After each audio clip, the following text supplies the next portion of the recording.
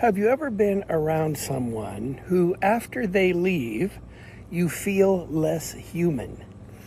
I will call that dehumanization of people. Welcome to a psalm for today, your reassuring voice that Jesus is Lord. And speaking of Jesus is Lord, remember, he always humanizes you. He never dehumanizes you. He never makes you feel less than a person. We are looking at the concept of disagreements, contempt, through the lens of the Psalms. And today I want to focus in on that feeling we get where we feel that they consider us less than human.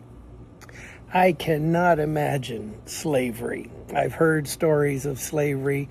I've heard of even racism that wasn't at the level of slavery, but Pastor Mel, one of my best friends in the history of my life, was invited to preach.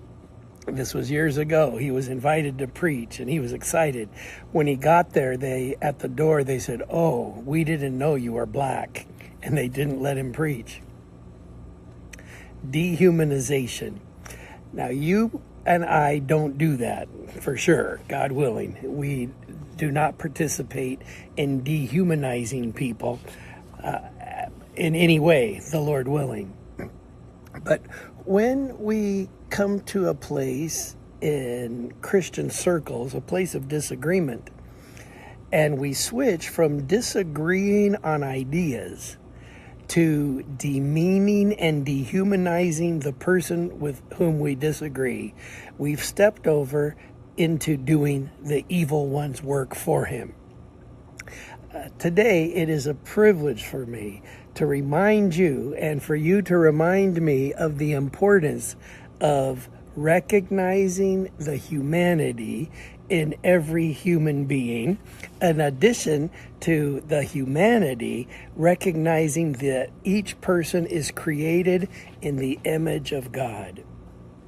I didn't say anything yet on social media because it just still hurts too bad to see those women rejoicing, was it Massachusetts, I think, in signing the bill that allows abortion through the whole pregnancy up into the 9th month as they rejoice. This is dehumanization at its worst. My goodness.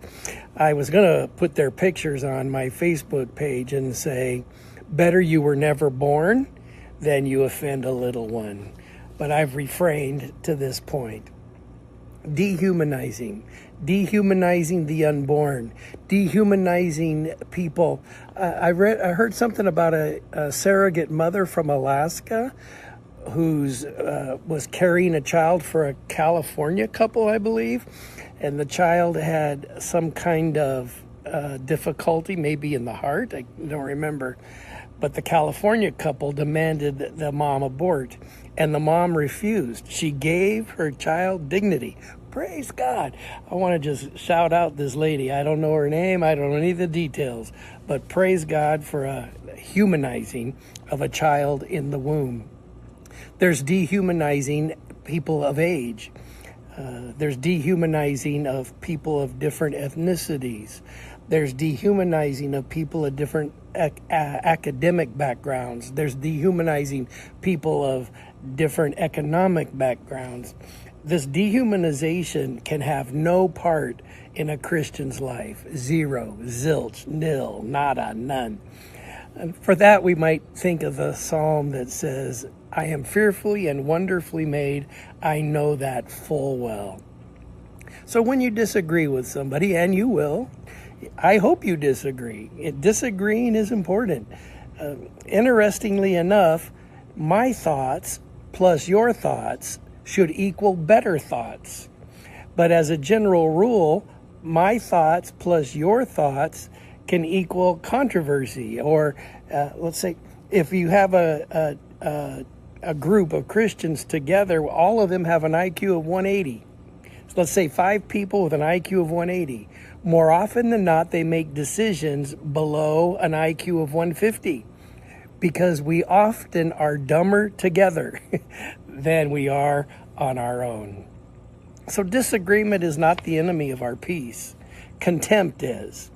And when we think about this idea of dehumanizing, we think about contempt. There are some stages. A guy studied marriage. His name is John Gottman. He studied marriage for many, many years at the University of Washington, I think, John Gottman. And I think they call it Gottman's Four Horsemen. You know, the four horsemen of the apocalypse, but these are the four horsemen that are seen in divorce. And in a moment, guess which one is the highest likely predictor of divorce. Number one, there's a sequence. Number one is criticism. It's attacking character rather than addressing behavior. Number two is contempt. This is criticism laced with a sense of moral superiority, sarcasm, mockery, eye-rolling, name-calling.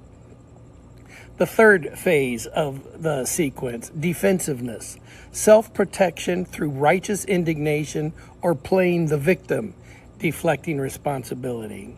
Number four is stonewalling. The listener disengages entirely, often as a response to the flooding produced by the first three. The flooding of maybe adrenaline, cortisol, etc. Anyhow, the sequence is criticism, contempt, defensiveness, stonewalling. Now, the one that is the highest predictor of divorce is contempt. It's the single greatest predictor of divorce is contempt, which he identifies as criticism laced with a sense of moral superiority. So in our relationships, we're not referring in this psalm to marriage. I think these are similar to issues in groups, Christian groups, non-Christian groups, organizations.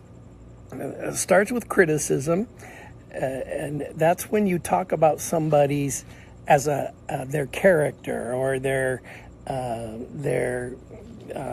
capacities, let's say. The one I'm mentioning this week in Psalm for today is those folks who've said, ignore Kent because his brain doesn't work. See, that's not, I disagree with Kent's ideas. That's making a statement about me, right? And so that's how criticism begins, or not how it begins, but that's a form of criticism that goes after the person rather than the idea. Then it's followed up with a contempt, that's criticism, which is the first phase of the sequence, but it added to it is a sense of moral superiority. So as I read these, I have to say, okay, these are what I'm experiencing. Now, may I not retaliate or be the same kind of person, be public criticism, public contempt, public defensiveness, and stonewalling. Stonewalling is where the stress causes a disengagement entirely. So as we think through this topic of is it disagreement or is it contempt, and am I somehow dehumanizing people? A simple way to not dehumanize somebody is to not talk about them. Talk with them. Yeah, so to say, I'll use me as an illustration. Well, Kent thinks da-da-da-da-da. Rather than say that, how about a phone call that says, hey, Kent, what do you think? Right? So the idea is that we would keep the image of God in our communications and not say, a big one is, I've heard a million things of what President Trump thinks, but I've never talked to him. I don't know what he thinks. Right? I've heard what Elon Musk thinks, but I've never met him. I've never talked to him. So to dehumanize somebody this is just one little part, is to talk about them rather than talking to them. And when somebody brings up someone, I want to say, just a minute, let me get them on the phone, or just a moment, let's get them in the loop of this. And so, brothers and sisters, the Lord is on my side, Psalm 118:6. I will not fear. What can man do to me? The fact is, people can use their words in very hurtful ways and turn from a simple disagreement into contempt. So I encourage you, look around, notice those that have a different view than you, ask them their view, seek to understand their view, and say, no, I politely disagree with that. I don't see it that way. It's good, because my thoughts plus your